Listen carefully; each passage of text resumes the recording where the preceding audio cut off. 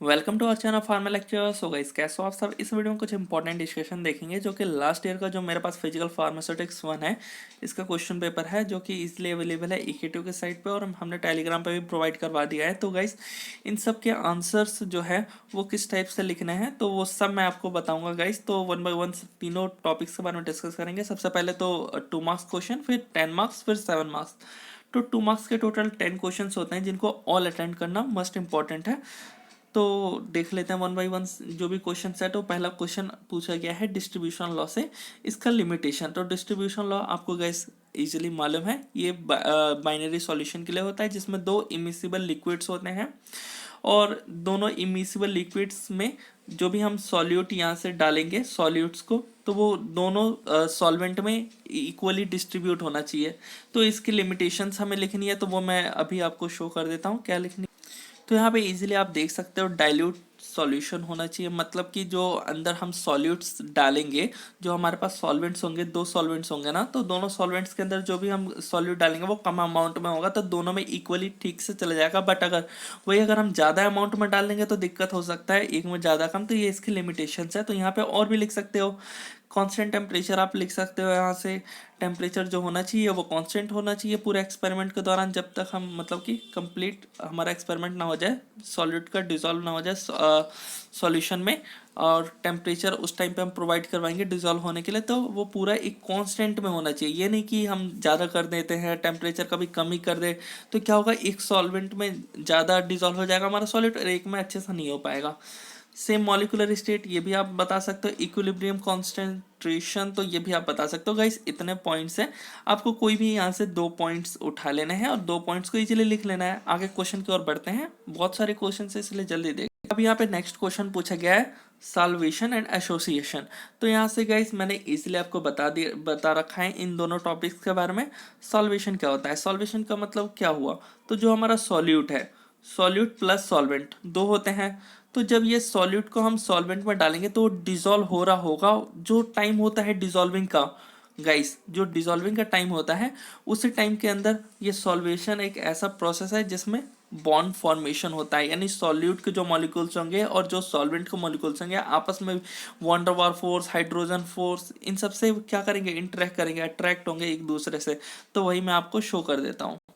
तो गाइस, जैसे कि आप यहाँ पे देख सकते हो, यह आप इजीली लिख सकते हो सॉल्वेशन के बारे में। तो ये इंटरेक्शन होता है सॉल्यूट का सॉल्वेंट के साथ, जिससे की वजह से जो सॉल्यूट होता है वो स्टेबलाइज हो जाता है सॉल्यूट के स्पीसीज सॉल्यूशन के अंदर। तो ये देख लो, ये सॉल्यूट है, ये सॉल्वेंट है, और ये कैसे बॉन्ड फॉर्मेशन हो रहा है, कौन से टाइम पे, तो सॉल्वेशन के टाइम पे यही काम होता है, जिसकी वजह से हमारा सॉल्यूशन फॉर्म हो जाता है। तो ये आप इजीली लिख सकते हो। एसोसिएशन, एसोसिएशन का सिंपल मीनिंग है एडिशन या फिर ज्वाइनिंग। अब क्या होता है कि एसोसिएशन के अंदर कि हमारे पास एक वाटर है, आप जैसे कि यहाँ पे देख सकते हो, ये वाटर है, वाटर के अंदर गैस आपको मालूम है H2O फॉर्मूला होता है, तो 2 हाइड्रोजन एक ऑक्सीजन।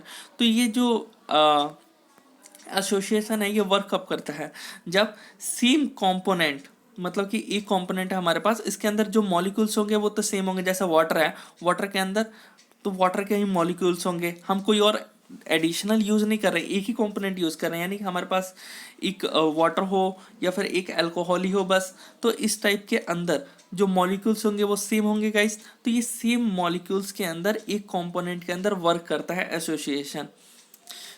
एसोसिएशन का मतलब क्या हुआ, इंटरेक्ट करना एक मॉलिक्यूल को दूसरे मॉलिक्यूल से, यानी सॉल्यूट को सॉल्यूट के साथ, सॉल्वेंट को सॉल्वेंट के साथ, यानी वाटर के मॉलिक्यूल्स आपस में एक दूसरे को इंटरेक्ट करते हैं। इसी फिनोमिना को ही तो हम कहते हैं एसोसिएशन। आई होप अब आपको समझ आ गया होगा, नहीं तो इस एग्जांपल से तो अच्छे समझ आ जाएगा। Interlinking of water molecules bye hydrogen bonding. तो यहाँ पे सेम मॉलिक्यूल्स आप देख रहे हो आपस में ही ये इंटरेक्ट कर रहे हैं। तो ये क्या है, वाटर है, एक ही कंपोनेंट है, बट मॉलिक्यूल जो है वो सेम है अंदर। तो ये आप इजीली लिख सकते हो। नेक्स्ट क्वेश्चन आता, अब यहाँ पे क्वेश्चन में पूछा गया है रियल सॉल्यूशन, तो वो भी मैं आपको शो कर देता हूँ अच्छे से। तो गाइस, अब हम रियल सॉल्यूशन देख रहे हैं, तो इसको हम लोग नॉन आइडियल भी बोलते हैं, तो कंफ्यूज मत होना। आइडियल सॉल्यूशन वो होते हैं जो रॉल्स लॉ को फॉलो करे, बट नॉन आइडियल या रियल सॉल्यूशन वो होते हैं जो रॉल्स लॉ को फॉलो ना करते हो। और जो इनका इंटरमॉलिकुलर फोर्स ऑफ अट्रैक्शन होता है मॉलिक्यूल्स के बीच में, वो यूनिफॉर्म नहीं रहता है गाइस। तो ये आपको अच्छे से ध्यान रखना है। और यहाँ पे एंथैल्पी चेंज होता है यानी वेरी करता है सॉल्यूशन का। एग्जाम्पल में अगर आपको लिखना हो तो आप एग्जाम्पल मस्ट है भाई, एग्जाम्पल लिख दोगे तो अच्छे नंबर आपको मिल सकते हैं। बेंजीन इथेनॉल का मिक्सचर हो गया या फिर CCl4 और एसीटोन का मिक्सचर हो गया, तो ये इजीली लिख सकते हो। अब नेक्स्ट क्वेश्चन है डिफ्यूजन का, तो डिफ्यूजन भी देख लेते हैं। सो गाइस, डिफ्यूजन में आपको सिर्फ इतना ही आपको लिखना है। एक तो ये छोटा सा डायग्राम बनाना है जिसके अंदर क्या है, एक सॉल्वेंट है और सॉल्यूट्स है। तो इसके अंदर जो सॉल्यूट क्या है वो ड्रग्स है, यानी सॉल्यूट जो हमारा एक तरह से हम बोल देते हैं कि वो ड्रग है। ड्रग का क्या हो रहा है यहाँ पे डिफ्यूजन, सिंपल से इसका मीनिंग क्या हुआ, हाई कंसेंट्रेशन से लो कंसेंट्रेशन तक मूव करना, कंसेंट्रेशन ग्रेडियंट के अगेंस्ट, बस यही होता है। तो अगर जो डेफिनेशन यहाँ पे लिखा है उसके अकॉर्डिंग अगर हम पढ़ें तो ये भी यही बोल रहा है, स्पॉन्टेनियस प्रोसेस होता है जिसमें मास को ट्रांसफर होता है, किसका, कौन सा मास का, तो जो हमारे ड्रग के मॉलिक्यूल्स होते हैं उनका, बाई जो रैंडम मॉलिकुलर मोशन के दौरान होता है, यानी ब्राउनियन यहाँ पे मूवमेंट होता है, जिसकी वजह से कंसंट्रेशन ग्रेडियंट के अगेंस्ट, यानी सिंपल सा आप इतना लिख सकते हो, एक साइड हाई कंसंट्रेशन होता है एक साइड लो कंसंट्रेशन होता है, तो हाई से लो की तरफ मूव करना, इसी को हम डिफ्यूजन कहते हैं। और ये डायग्राम बना सकते हो, खत्म, इतना सा लिखना है आपको।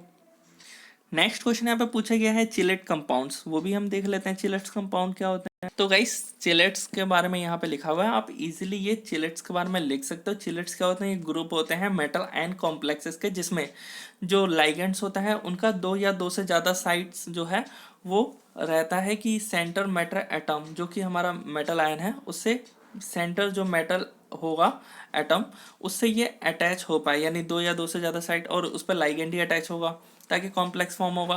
तो एग्जाम्पल में आप EDTA लिख सकते हो। तो ये सिंपल सा है चिलेट्स के बारे में। नेक्स्ट देख लेते हैं। अब यहाँ पे नेक्स्ट क्वेश्चन पूछा गया है रॉल्ट्स लॉ, तो रॉल्ट्स लॉ फिर अब देख लेते हैं क्या है। सो गाइस यहाँ पे आप देख सकते हो रॉल्ट्स लॉ के बारे में बहुत ही सिंपल वे में लिखा हुआ है। रॉल्ट्स लॉ क्या है, तो इन्होंने बोला है कि हमारे पास एक आइडियल मिक्सचर है। मिक्सचर डेट मीन्स वहाँ पे दो कंपाउंड होकर के फॉर्म होकर के वहाँ पे मिक्सचर बना है, जैसे सॉलिड और सॉल्वेंट इंटरेक्ट होकर एक मिक्सचर है। अब ये मिक्सचर है गाइस, तो इसके अंदर कंपोनेंट्स हैं, तो वो कंपोनेंट का पार्शियल प्रेशर इक्वल होता है किसके, तो वेपर प्रेशर, और उसको हम मल्टीप्लाई कर देंगे किससे, मोल फ्रैक्शन से। यहाँ पे आपको अच्छे से समझ आ रहा होगा, जो पार्शियल प्रेशर होता है कंपोनेंट का किसी भी मिक्सचर का, अब मिक्सचर तो लिक्विड का ही यहाँ पे हम मानेंगे, तो लिक्विड के मिक्सचर के जो कंपोनेंट होता है उसका पार्शियल प्रेशर वो इक्वल होता है किसके, वेपर प्रेशर के।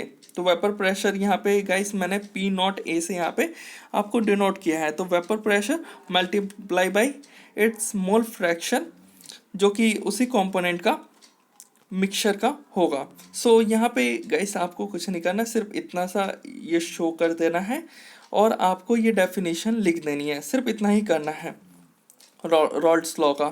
नेक्स्ट क्वेश्चन देख लेते हैं। तो गाइस यहाँ पे वेपर प्रेशर पूछा गया है और ये बहुत ही इंपॉर्टेंट है क्योंकि इस टाइप के क्वेश्चंस पूछे जाते हैं एग्जाम्स में, तो देख लेते हैं। तो वेपर प्रेशर क्या होता है, तो गाइस सिंपल सा आपको ये 3 डायग्राम बना देना है बस, और 3 डायग्राम में आपको मैं शो कर देता हूँ क्या क्या हुआ है। एक यहाँ पे क्या है, बीकर लिया है, उसको नीचे से हम लोग हीट कर रहे हैं और अंदर क्या भरा पड़ा है, वाटर हम मान लेते हैं, लिक्विड यानी वाटर, और ऊपर हमने लीड से ढक दिया। अब क्या हो रहा है, इनिशियल टाइम पे सबसे पहले क्या होगा, हम हीट प्रोवाइड करवा रहे हैं तो जो रेट होगा इवापोरेशन का वो हाई होगा और कंडेंसेशन का जो रेट होगा वो लो होगा। बट क्या होगा, कुछ टाइम बाद, थोड़ी देर के बाद जो इवापोरेशन का रेट है वो लो हो जाएगा। अब यहाँ पे मैंने एक लीड लगाया है गाइस, तो यानी ये क्या हो रहा है, भाप बन रहा है, यानी इवापोरेशन हो रहा है, और कंडेंसेशन जो कि यहाँ पे ऊपर जा कर के जो मॉलिक्यूल्स रुक गए हैं उनका कंडेंसेशन हो रहा है। सो गाइस थोड़ी देर के बाद क्या होगा, इंटरमीडिएट मतलब कि थोड़ी देर बाद ऐसे कंटिन्यूअस करेंगे तो इवापोरेशन रेट जो होगा वो लो हो जाएगा और कंडेंसेशन रेट वो हाई हो जाएगा। और थोड़ी देर के लिए करेंगे, कुछ टाइम बाद देखेंगे इवापोरेशन का रेट और कंडेंसेशन का रेट सेम हो जाएगा। तो इस टाइम को ही हम बोलते हैं वेपर प्रेशर। तो गाइस आई होप आपको अच्छे से समझ आया हो, तो ये आपको कंप्लीटली। तो गाइस यहाँ पे आप देख सकते हो नेक्स्ट क्वेश्चन है HLB स्केल और सरफेस एंड इंटरफेशियल टेंशन। तो इन दोनों क्वेश्चन को सॉल्व करते हैं। सबसे पहले HLB स्केल देख लेते हैं। तो गाइस जो क्वेश्चन था HLB स्केल, तो सबसे पहले इसका हम फुल फॉर्म देखते हैं। HLB स्केल का फुल फॉर्म क्या होता है? Hydrophilic lipophilic balance scale. तो यहाँ पे गाइस जो ये स्केल आप देख रहे हो, इससे हमें पता चलता है यहाँ पे सोलबिलाइजिंग एजेंट, डिटर्जेंट्स, इमल्सिफायर एजेंट। तो यहाँ पे आप लोग इजीली इस स्केल को आपको कंप्लीट बनाना है, जिससे आपको 2 मार्क्स मिलेंगे। सो गाइस बनाना तो पड़ेगा ही आपको। आई होप आपको ये क्वेश्चन तो अच्छे से आता ही होगा। 0 से 3 होगा वो एंटीफॉर्मिंग एजेंट्स होते हैं। यहाँ पे 3 से 6 तक जो होते हैं वो इमल्सिफाइंग एजेंट। तो ये आप इजीली ड्रॉ कर सकते हो और लिख सकते हो। सो नेक्स्ट क्वेश्चन की ओर बढ़ते हैं और सरफेस एंड इंटरफेशियल टेंशन देखते हैं। तो आप लोग यहाँ से इजीली लिख सकते हो। सरफेस टेंशन क्या होता है guys? Surface tension is defined as tensile force acting at the liquid of surface of liquid which is in contact with gas. तो यहाँ पे आप लोग इजीली देख सकते हो। यहाँ पे एक कंटेनर है, मैं आपको यहाँ पे शो करता हूँ। कंटेनर के अंदर वाटर है। वाटर के अंदर क्या है कि गाइस बहुत सारे वाटर के मॉलिक्यूल्स हैं। तो क्या हो रहा है कि देखो यहाँ पे जो मॉलिक्यूल्स है ये ऊपर भी फोर्स, नीचे साइड वाला, तो यहाँ पे बहुत सारे फोर्स लग रहे हैं, जिसकी वजह से जो इसका नेट फोर्स है वो कैंसिल आउट हो रहा है। बट जो सरफेस में मॉलिक्यूल्स हैं उनके साथ क्या हो रहा है? तो वो जो नीचे की साइड फोर्स तो लग रहा है, बट ऊपर के साइड में तो गैस है, तो उसके साथ जो कांटेक्ट में है मॉलिक्यूल्स, जो अपर के साइड यानी गैस के कांटेक्ट में, वो होते हैं surface tension. So its unit यहाँ पे गाइस, यहाँ पे न्यूटन पर मीटर लिख सकते हो आप लोग यहाँ पे। और इंटरफेशियल टेंशन क्या होता है गाइस? तो हमारे पास एक कंटेनर है, इसके अंदर लिक्विड्स है। तो यहाँ पे गाइस टोटल 2 लिक्विड्स है। एक जैसे कि हमने मान लिया फिनॉल, और एक मान लिया वाटर। फिनॉल वाटर तो मिसेबल है, नॉन इमिसिबल हमें लेने हैं। फिनॉल और वाटर इमिसिबल नहीं है, सॉरी। फिनॉल और वाटर, मुझे लगा अल्कोहल है। फिनॉल है यहाँ पे और यहाँ पे वाटर है। तो क्या है कि यहाँ पे जो फोर्स लग रहा है, ये बीच के मॉलिक्यूल जो है यहाँ पे लेयर्स में या आपस में फोर्स लगा रहे हैं। सो गाइस आपको और अच्छे से समझा देता हूँ मैं। ये लेयर्स है, इन लेयर्स के नीचे की साइड में वाटर के हैं, ऊपर की साइड में फिनॉल के हैं। तो ये ऊपर अप डाउन फोर्स लगा रहे हैं यहाँ पे। तो यही तो है इंटरफेशियल टेंशन। तो यहाँ पे आप लोग इजीली लिख सकते हो। नेक्स्ट क्वेश्चन की ओर बढ़ते हैं। नेक्स्ट क्वेश्चन है डिफाइन सोरेनसन पीएच स्केल। तो ये देख लेते हैं। तो गाइस आप यहाँ से लिख सकते हो कुछ पॉइंट्स, जैसे कि यहाँ पे बहुत सारे पॉइंट्स लिखे हैं। द पी इज जो सोरेनसन पीएच स्केल है उसके बारे में जनरली, तो जो पी होता है इन पीएच डिनोट्स पावर, और एच जो है वो स्टैंड करता है हाइड्रोजन, यानी पावर ऑफ हाइड्रोजन। अब सोरेनसन जो है उन्होंने डिफाइन किया था pH of the solution as the negative logarithm of the hydrogen ion concentration, जो कि आप यहाँ पे देख सकते हो। जो पीएच होता है वो minus log H plus ion का कंसंट्रेशन होता है। सो यहाँ पे आपको मस्ट इम्पॉर्टेंट है इसको बनाना। जो 0 से 7 से कम होते हैं वो एसिडिक तक होते हैं, और 7 से आगे 14 तक वो बेसिक होते हैं, और जो 7 करेक्ट होता है वो न्यूट्रल होता है। यानी 0 से 6, 8 से 14 एसिडिक और बेसिक, और जो 7 एग्जैक्ट होता है वो न्यूट्रल। तो ये आपको कैसे इजीली बना देना है, और सिर्फ एक लाइन इसके बारे में बता देना। अगर आप ये भी बता दो तो बेटर रहेगा, 2 मार्क्स इजीली मिल। अब आते हैं लॉन्ग में। जो क्वेश्चन पूछा गया है वो पूछा गया है solubility of liquid in liquids. देख लेते हैं इस क्वेश्चन। तो गाइस जैसा कि मैंने पहले भी आपको बता रखा था, ये 10 मार्क्स में बहुत इंपॉर्टेंट है, और ये पूछा जाता है every year, most of the time पूछा गया है। तो गाइस क्राउड के लिए सॉरी, यहाँ पे जो solubility of liquid in liquids के अंदर है, तो हमें क्या पढ़ना है? सबसे पहले देखो गाइस क्या लिखना है आपको, किस तरीके से लिखना है। जैसे लिखा है वैसे एग्जैक्ट लिखोगे तो बहुत बेहतर है। जो फार्मास्यूटिकल सॉल्यूशंस होते हैं, तो उसके अंदर हमें 2 या 2 से ज़्यादा लिक्विड चाहिए होता है, उनको मिक्स करके फार्मास्यूटिकल सॉल्यूशन बनाने का। जैसे कि alcohol, water, volatile oil, alcohol, इन सब से हाइड्रोअल्कोहलिक सॉल्यूशन या एलिक्सर प्रिपेयर होता है। अब क्या होता है कि जो लिक्विड और लिक्विड सिस्टम होता है ये 2 टाइप्स में डिवाइडेड है। एक तो कंप्लीट मिसिबिलिटी और एक पार्शियल मिसिबिलिटी। कंप्लीट मिसिबिलिटी यानी ऐसा हमारे पास लिक्विड हो जो मिलाएंगे दोनों को तो ये पूरा मिल जाएंगे और हमें पता नहीं चलेगा। बट 2 ऐसे लिक्विड हो जिनको हम मिलाएंगे लेकिन ये आपस में मिलने का नाम नहीं लेंगे। जैसे मतलब कंप्लीट मिसिबल नहीं होंगे, हाँ मिसिबल होंगे लगभग में, लेकिन हम बोल सकते हैं कि नहीं कंप्लीट नहीं मिसिबल है। जैसे कि अल्कोहल और वाटर मिक्स करेंगे एकदम एग्जैक्ट वाटर जैसा दिखने लगेगा हमें, बिल्कुल हमें पता ही नहीं चलेगा कि भाई इसके अंदर है क्या। बट वहीं पे अगर हम फिनॉल और वाटर को मिक्स करना चाहेंगे इसके अंदर, तो यहाँ पे थोड़ा सा हमें पता चल जाएगा, यहाँ पे एग्जैक्ट नहीं मिक्स होगा, तो उसको हम पार्शियल मिसिबिलिटी कहते हैं। अब देख लेते हैं कंप्लीट मिसिबिलिटी कब होता है। कंप्लीट मिसिबिलिटी जब हमारे पास हमारे पास ये वाटर है और फिनॉल है और वाटर है जनरली, तो हम क्या होता है कि इसके अंदर जो सॉल्वेंट्स होते हैं, एक सॉल्वेंट है ए, हमने एज्यूम कर लिया, और एक सॉल्वेंट है हमारे पास बी। क्या होता है इसके अंदर फोर्स ऑफ अट्रैक्शन कैसे कैसे लग सकता है, ए और ए के बीच में, बी और बी के बीच में, ए और बी के बीच में। ए और ए के बीच में लगेगा तो वो कोहेसिव फोर्स होता है, आपको भी मालूम है गाइस। और बी और बी के बीच में भी कोहेसिव फोर्स होगा, लेकिन अपोजिट वही अगर हम करेंगे फोर्स ऑफ अट्रैक्शन जैसे ए और बी के साथ, तो ये एडहेसिव फोर्स होता है। जब ये एडहेसिव फोर्स होता है तभी हमारा कंप्लीट मिसिबिलिटी हो पाता है गाइस, ये आपको ध्यान रख लो। तो वही यहाँ पे लिखा हुआ है। सो यहाँ पे आप लोग रॉल्ट्स लॉ के बारे में भी लिखना है, तो रॉल्ट्स लॉ मैंने आपको गाइस बता दिया है, लिखोगे ज़्यादा बेटर है। इसके अंदर आइडियल सॉल्यूशंस के बारे में भी लिखना है, आइडियल सॉल्यूशन जो कि रॉल्ट्स लॉ को फॉलो करें।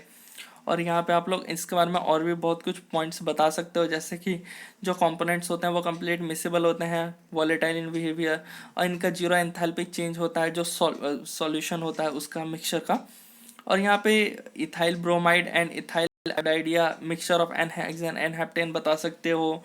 रियल सॉल्यूशन के बारे में बताना है जो कि मैंने आपको अभी बता दिया है। बाइनरी सॉल्यूशन जो कि इसलिए आपको गाइस मालूम है, बाइनरी सॉल्यूशन वो सॉल्यूशंस होते हैं जो कि दो कंपोनेंट होते हैं उसके अंदर, सॉलिड एंड सॉल्वेंट, जैसे कि यहाँ पे लिखा हुआ है सॉल्ट वाटर एंड शुगर और वाटर, ये सब आपको लिखना है। अब आते हैं partial miscible liquid. Partial miscible liquid वो होते हैं जो कि पार्शियली मिसिबल हो, कंप्लीट नहीं हो। ईथर और वाटर का हम एग्जांपल ले सकते हैं, वाटर फिनॉल का हम ले सकते हैं एग्जांपल। अब क्या होगा कि हम दोनों को डिसॉल्व करेंगे, ईथर और वाटर को, क्या होगा 100 ml लेंगे तो एक लेयर थोड़ा सा यहाँ पे फॉर्म हो जाएगा जिसमें 1.2% जो है वाटर डिसॉल्व हुआ है और 6.5% ईथर यहाँ पे डिसॉल्व हुआ है। वाटर के अंदर ईथर, ईथर के अंदर वाटर, ऐसे है। तो यहाँ पे लिखा हुआ है गाइस, आप इजीली पढ़ सकते हो। और ये मैंने आपको गाइस अच्छे से वीडियो को दौरान समझा दिया था, तो आप आई होप आपको इजीली आता हो। अब गाइस ये कंप्लीट लिख सकते हो, चाहो तो इसके अंदर क्रिटिकल सॉल्यूशन टेम्परेचर के बारे में थोड़ा बहुत लिख सकते हो, बट इतना लिख दोगे ना तो 10 मार्क्स तो आपके इजीली मिल चुके हैं गाइस। इतने सारे आपने पॉइंट्स से लिख दिए इसके अंदर, तो इजीली कंप्लीट आपको ये 10 मार्क्स दे देंगे। सो नेक्स्ट क्वेश्चन की ओर बढ़ते हैं। अब यहाँ पे नेक्स्ट क्वेश्चन जो है वो पूछा गया है, describe determination and application of dipole moment और डिसोसिएशन कांस्टेंट। तो डाइपोल मोमेंट और डिसोसिएशन कांस्टेंट देख लेते हैं। तो गाइस जैसे कि यहाँ पे आप देख सकते हो, इजीली डाइपोल मोमेंट के बारे में यहाँ पे आप लोग इजीली देख सकते हो, बहुत सिंपल वे में लिखा है। और यहाँ पे जो म्यू होता है इक्वल टू क्यू, और आर क्यू जो होता है वो हमारा मैग्नीट्यूड होता है सेपरेटेड चार्ज का, और आर जो होता है डिस्टेंस बिटवीन देम, दोनों के मैग्नीट्यूड का। सो यहाँ पे आप लोग डाइपोल मोमेंट के बारे में इजीली लिख सकते हो। इन सब के बारे में गाइस मैंने वीडियो में डिटेल में बता रखा है, इसलिए मैं वीडियो को ज़्यादा बड़ी नहीं करना चाहता। यहाँ पे एप्लीकेशन लिखा हुआ है, एप्लीकेशन आप लिख सकते हो, to predict the nature of the molecule, to predict the nature of the chemical bond.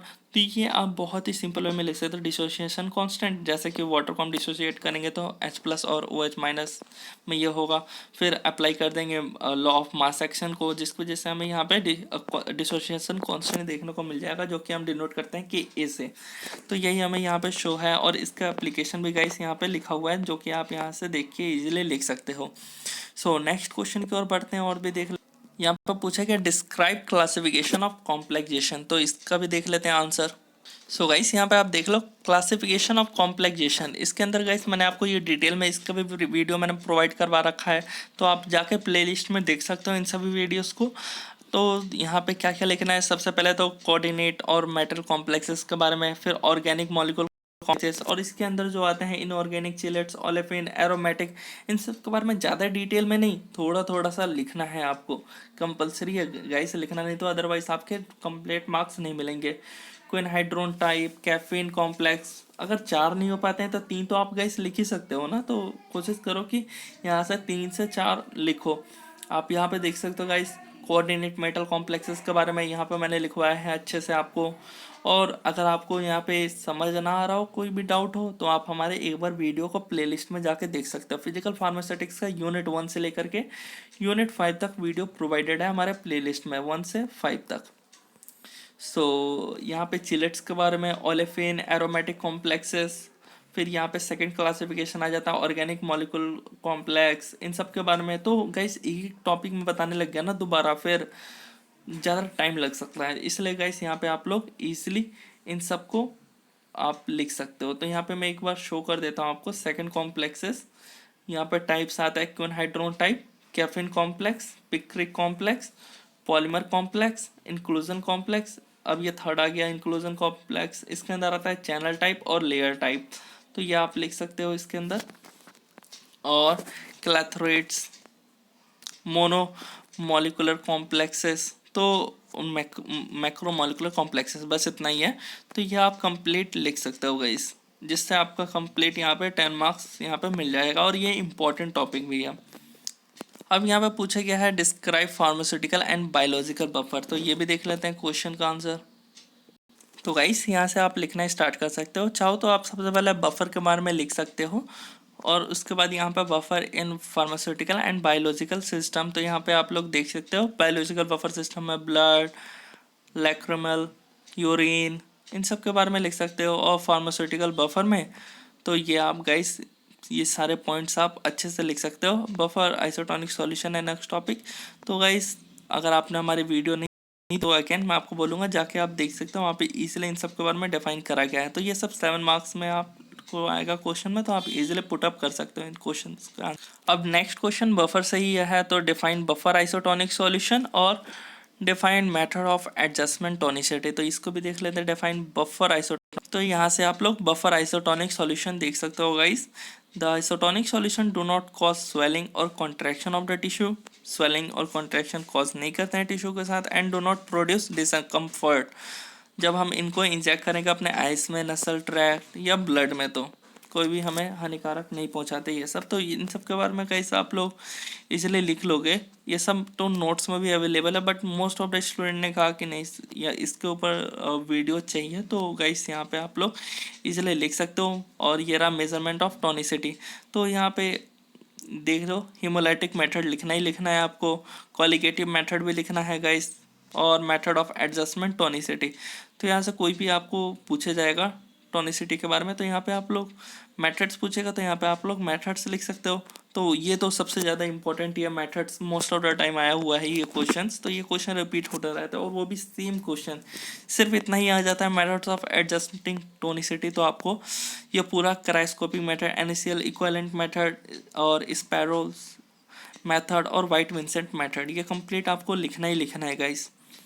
सो ये आपको कंप्लीट लिखना है स्प्रॉल्स मेथड तक। सो नेक्स्ट देख लेते हैं। अब यहाँ पे नेक्स्ट जो क्वेश्चन पूछा गया वो प्रोटीन बाइंडिंग। तो प्रोटीन बाइंडिंग अगेन हम पहुँच जाते हैं, तो यहाँ से आपको लिखना ही स्टार्ट करना गाइस। देख लो protein binding, the phenomena of complex formation of drug with protein is called protein binding. यानी जो कॉम्प्लेक्स फॉर्म होता है विद ड्रग्स के साथ, जो प्रोटीन का कॉम्प्लेक्स फॉर्म होगा तो वही होता है प्रोटीन बाइंडिंग, नॉर्मल सा है। तो बाइंडिंग होता है of drugs to protein is generally reversible और इरिवर्सिबल, दोनों तरीके से हो सकता है बाइंडिंग। तो ये कंप्लीट आपको गाइस ये सारे पॉइंट्स लिखना ही लिखना है गाइस, कंपलसरी है लिखना। और यहाँ पे गाइस लिखा हुआ है एल्बुमिन्स और एज कम्पेयर टू ये अल्फा 1 एसिड, ग्लाइकोप्रोटीन और लिपोप्रोटीन और एल्बुमिन सबसे कम, जो अगर हम बात करें स्ट्रॉन्ग का। तो so significance of protein binding absorption, protein binding disturb absorption equilibrium. तो ये गाइस आप सिग्निफिकेंस है इसका लिख सकते हो ये, और ये लिखने से क्या होगा गाइस आपके 7 मार्क्स इजीली मिल जाएंगे। कोशिश करना कि 2 पॉइंट लिख करके और फैक्टर अफेक्टिंग लिखना हो तो लिख दो, अदरवाइज आपको ये तीनों पॉइंट लिख करके फिनिश आउट कर सकते हो आप लोग। 7 मार्क्स इजीली आपको मिल सकते हैं, और आपका मन है तो फैक्टर्स अफेक्टिंग प्रोटीन बाइंडिंग भी लिख सकते हो। ये सारे नोट्स जो है वो टेलीग्राम पे अवेलेबल है, तो आप टेलीग्राम पे आपको मिल जाएंगे ये सारे नोट्स, यूनिट 1 से लेके यूनिट 5 तक आपको कंप्लीट नोट्स मिल रहे हैं। सो नेक्स्ट देख लेते हैं। तो यहाँ पे गाइस सॉल्युबलाइजेशन के बारे में लिखा हुआ है। सॉल्युबलाइजेशन क्या होता है, जब हमारे पास 2 इमिसिबल लिक्विड होता है और उसको हम लोग इमिसिबल कब करते हैं, जब by help of surfactant. Surfactant surface active agents होते हैं, ये रिड्यूस कर देते हैं इंटरफेशियल टेंशन को या सरफेस टेंशन को, जिसकी वजह से इंक्रीज हो जाती है सॉल्युबिलिटी। जिसकी वजह से ये इक्वली प्रोपोर्शन में आपस में सॉल्युबलाइज हो जाते हैं। तो यही है सॉल्युबलाइजेशन के बारे में। और डिटर्जेंसी ऐसा आपको नॉर्मल से मालूम है, it is a process in which dirt remove from the surface of an object with the help of detergent. तो ये नॉर्मली आप लिख लो, कोशिश करो गाइस। यहाँ पे मैंने थोड़े कम पॉइंट्स लिखवाए तो थोड़े और पॉइंट्स आपको लिखना है। सो नेक्स्ट टॉपिक, अब नेक्स्ट पॉइंट है क्रिटिकल पॉइंट और eutectic mixture. Sublimation, critical point और यूटेक्टिक मिक्सचर, वो देख लेते हैं इन दो point. So guys, sublimation critical point मैंने आपको बहुत ही सिंपल वे में आपको गाइस बताया था वीडियो को, और मोस्ट ऑफ द लोगों ने उस वीडियो को देखा, मुझे बहुत अच्छा लगा। सब्लिमेशन इज अ प्रोसेस, ये प्रोसेस होता है जिसमें कोई भी सॉलिड है, यानी any solid is directly convert into gas में भी कन्वर्ट हो सकता है और बिना चेंजेस किए हुए लिक्विड में। मतलब सब्लिमेशन नॉर्मल आपने ये पढ़ा होगा गाइस 11th-12th में, कि जो हमारा सॉलिड से डायरेक्ट गैस में जो ट्रांसफ़र होता है और लिक्विड में वो कन्वर्ट नहीं होता, वो सॉलिड डायरेक्ट गैस में, तो उसी को हम सब्लिमेशन कहते हैं। अब सब्लिमेशन क्रिटिकल पॉइंट क्या होता है वो अब हम देख लेते हैं। तो ये गाइस यहाँ पे आपको और अच्छे से समझना है। We note at the phase of any matter, कोई भी मैटर का फेस जो होता है वो चेंज होता है बाई उसके टेम्परेचर और प्रेशर के इंक्रीज और डिक्रीज करने से। अगर आपको मैं बेसिकली समझाऊँ, यहाँ पे हमारे पास एक स्टेट ऑफ मैटर है, तो टेम्परेचर इंक्रीज और डिक्रीज करने से क्या होगा, प्रेशर को अगर इंक्रीज हम करेंगे तो ऊपर आप देख सकते हो गाइस लिक्विड में कन्वर्ट होगा अगर टेम्परेचर कम रहेगा तो। बट वही अगर टेम्परेचर और प्रेशर दोनों हम बढ़ा देंगे, डेट मीन्स ये ग्राफ जाएगा वेपर प्रेशर की तरफ, वेपर की तरफ, यानी वो हमारा गैस में कन्वर्ट हो जाएगा। बट वही अगर हम दोनों कम कर देंगे, डेट मीन्स वो हमारा सॉलिड में कन्वर्ट हो जाएगा। तो यही तो है सब्लिमेशन क्रिटिकल पॉइंट, जहाँ से तीनों ये चेंजेस हो रहा है। तो यही मैंने यहाँ पे आपको गाइस एवरीथिंग ईजिली बता रखा है, यहाँ से आप लोग नोट डाउन कर सकते हैं इन सभी पॉइंट्स को बहुत ही ईजिली। सो इसके बाद इसके एडवांटेजेस भी मैंने लिखा है। The main advantages is for sublimation is for purification processes के लिए, और मिनिमम अमाउंट ऑफ प्रोडक्ट जो होता है वो लॉस होता है during that time. Solvents are not use, इसमें यूज़ नहीं होते हैं। ऐसे यूटेक्टिक मिक्सचर, अब यूटेक्टिक मिक्सचर भी बहुत ही सिंपल वे में मैंने आपको समझाया था। ये यूटेक्टिक मिक्सचर होता है, इनको अगर हम डिफाइन करेंगे, कैसे डिफाइन करेंगे, जो हमारे पास मिक्सचर होता है दो या दो से ज़्यादा कंपोनेंट्स का, वो आपस में इंटरेक्ट नहीं करते हैं जिससे वो फॉर्म कर पाए न्यू केमिकल कंपाउंड, बट एक सर्टेन रेशियो पे वो उनका जो कंपोनेंट है वो इनहिबिट कर देते हैं क्रिस्टलाइजेशन को, क्रिस्टलाइजेशन स्टेट को, जिसकी वजह से क्या होता है, जो सिस्टम होता है उसका मेल्टिंग पॉइंट एकदम कम हो जाता है देन इंडिविजुअल कंपोनेंट को। जैसे कि यहाँ पे आप गाइस देख ही सकते हो, एक एग्जांपल मैंने आपको समझाया है, आइबुप्रोफेन है और थाइमोल है। आइबुप्रोफेन का 62 डिग्री सेल्सियस है मेल्टिंग पॉइंट, थाइमोल का भी है इतना ही 42 डिग्री सेल्सियस। अब क्या हुआ है, जब ये यूटेक्टिक मिक्सचर अगर फॉर्म करेंगे तो इनका देख रहे हो मेल्टिंग पॉइंट कितना हो गया, 37 डिग्री सेल्सियस, यानी हाफ हो गया। प्रिंसिपल यहाँ पे लिखा हुआ है, आप लोग ये डायग्राम बना सकते हो बहुत ही इजीली।